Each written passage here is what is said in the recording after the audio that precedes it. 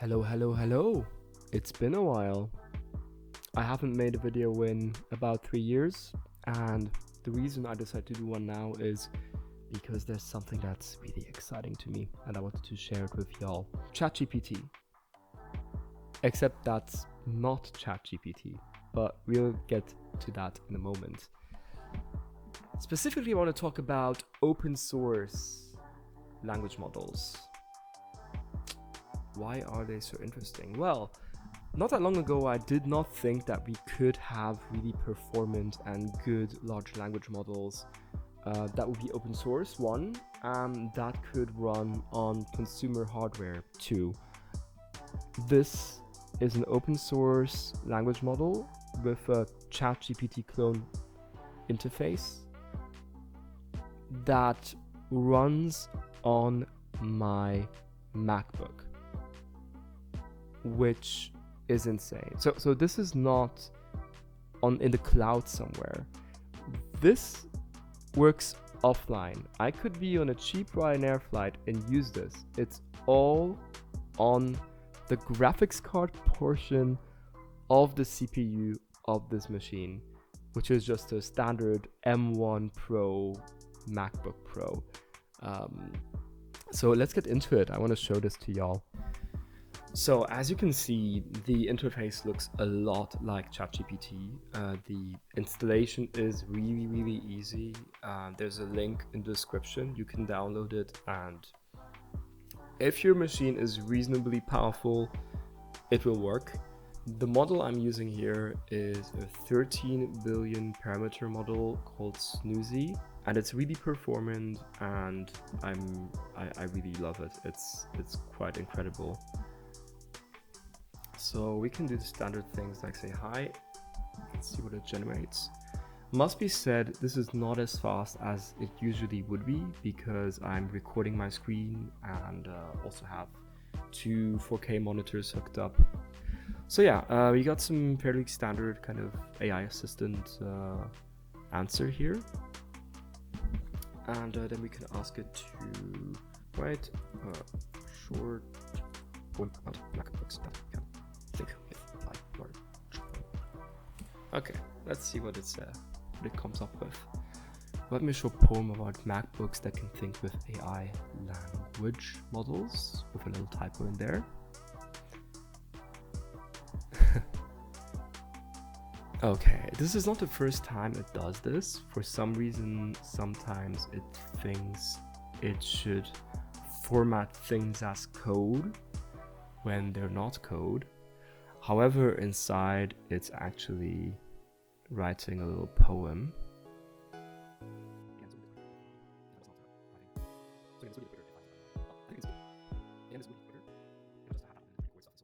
Okay, so MacBook, oh MacBook, so sleek and fine, with an AI brain, you're one of a kind. Your language skills are sharp as can be, thanks to the models that set you free. You think with ease, your thoughts run deep, a true marvel for all tech-savvy geeks. So here's to MacBook, so smart and grand, may your AI continue to expand. And I completely agree with the sentiment. I absolutely love it. This still blows me away, guys. It's an exciting time, and to think what all the things that you can build on this. And I want to show you something more in a moment that I find really cool, that you cannot do with ChatGPT, but you can do with this because it allows you to control the model a bit more precisely than ChatGPT does.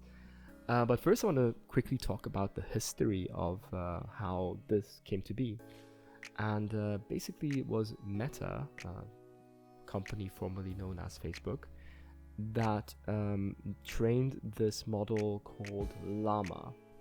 And yeah, Meta actually wanted to release this in a bit of a different fashion compared to how Google and OpenAI do things.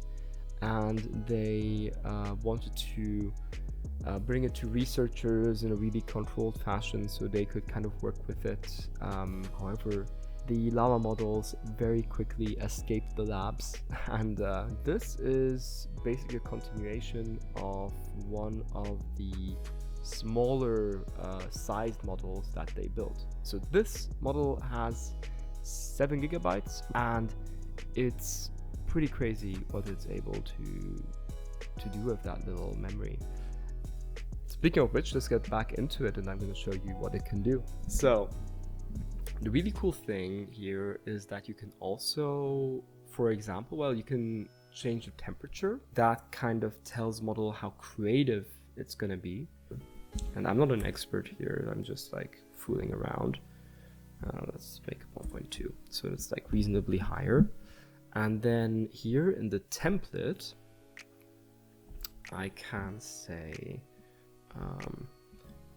talk like a pirate, and let's call him our assistant.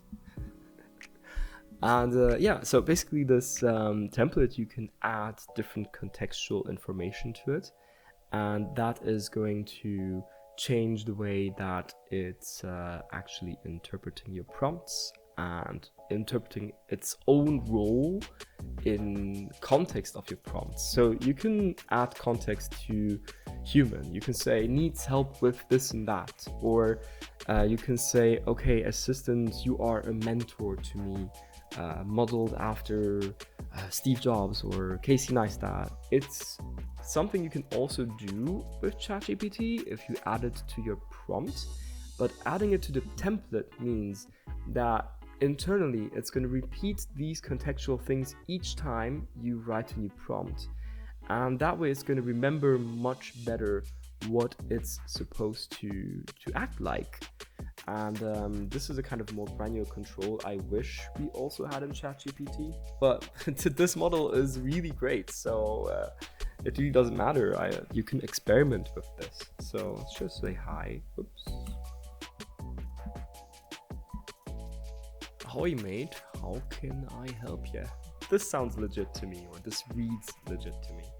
So write a short poem about AI MacBooks.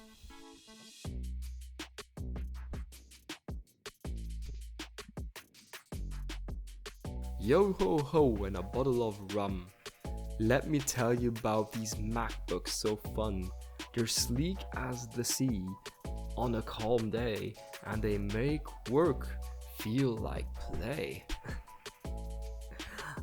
Again, this is actually running on my MacBook. There's so many uses for this, and I'm really excited to see what people are going to create. Like, this is a clone interface of ChatGPT, but this is not the only way to do things, and I can't wait to see what others do with this. I myself am really excited about using this and experimenting with this, and this just blows me away.